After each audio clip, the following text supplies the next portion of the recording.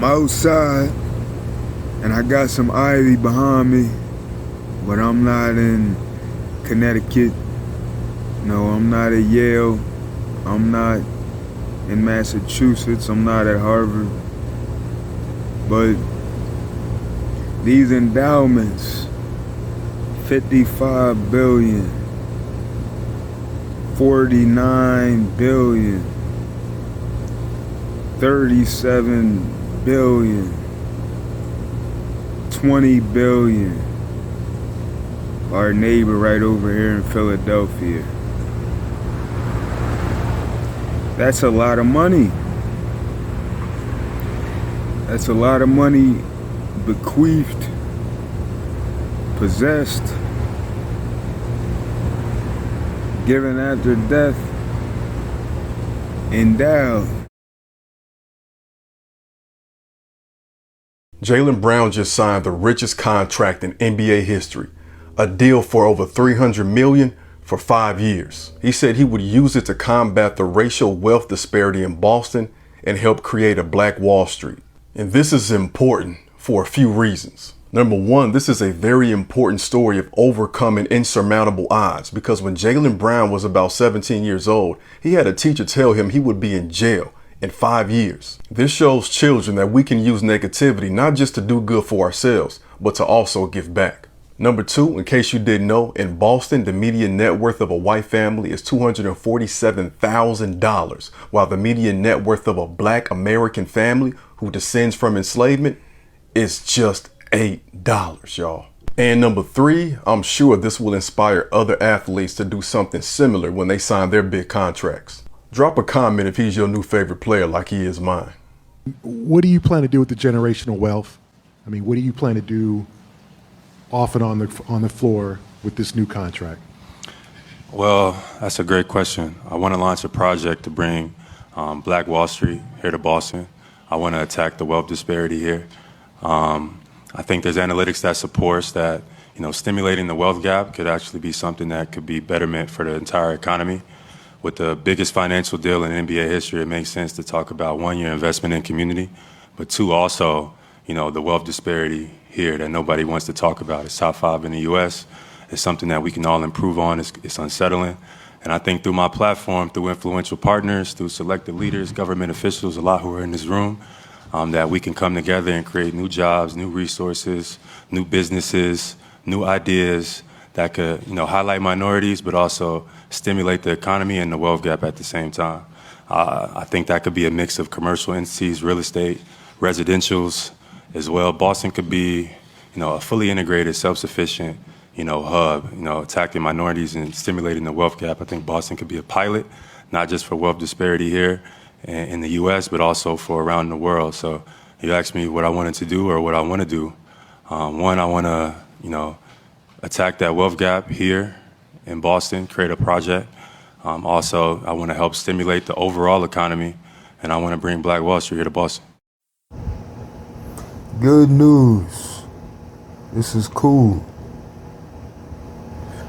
I'm thinking about Harvard. I'm thinking about Cambridge. So I went on Google. The endowment is 50 billion. 50 billion.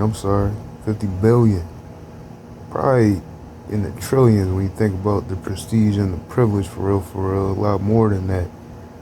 But the tuition, 50,000.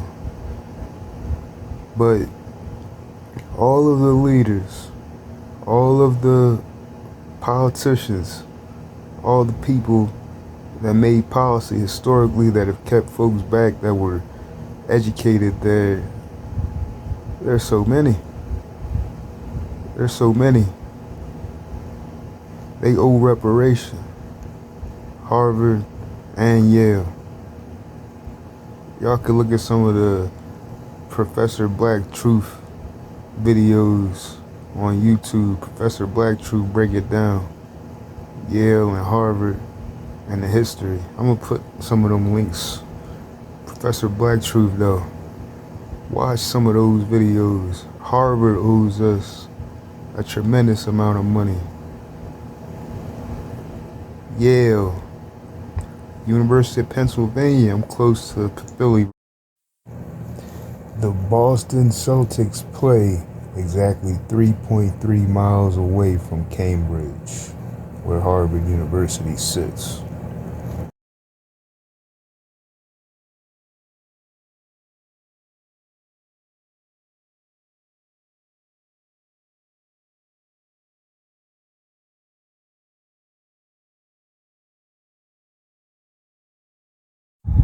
Harvard and Yale.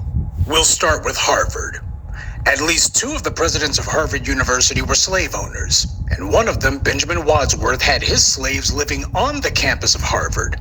Harvard only recently put up a plaque acknowledging this fact, but only after the students put pressure on them to do so. John Hancock, one of the founders of the United States, was a Harvard graduate. He owned between 2,000 and 3,000 slaves. Of course, the apologists for white supremacy always try to say, well, he inherited them from his uncle. So what? That's how Thomas Jefferson got his slaves. Same for George Washington. Barack Obama bragged that he went to Harvard Law School and became the first black editor of the Harvard Law Review. Well, that explains in part why Obama never used the law to help black people. Harvard's law school was built in 1817 from funds given to them by Isaac Royall Jr. Isaac Royall Jr. came from a family of slave owners. Isaac Royall's family were in the slave trade before he was even born. Not only were they selling black people, but they also had their little plantations. So as part of his will, he made sure that Harvard University had some land and some funds that they could use to build themselves a law school. Yeah, that way they could train the next generation of white supremacists. Now, I'm sure you've seen this photograph. We all have. Whenever a TV program or documentary. An endowment is property bequeathed or possessed. It's property acquired, maybe even stolen. That's what an endowment is. Harvard, 55 billion with a B. Inferiority of black people. So he asked that a set of pictures be taken of black people undressed. This was done on behalf of Harvard University, who, by the way, still possesses those photos. And it wasn't done for a history course, but for a biology course, specifically to push the idea that black people are inherently inferior, for reasons. The Ivy League schools are where the doctrines of black physical and mental inferiority began, and they're also the main ones pushing it to this very day. It's where the white supremacists work to give their crackpot theories an air of legitimacy by using or even inventing academic-sounding language. It's one of white supremacy's favorite ploys. Use $10 words to try to dupe people into thinking that their blatant anti-black racism somehow is intellectual. This is what Harvard University is about.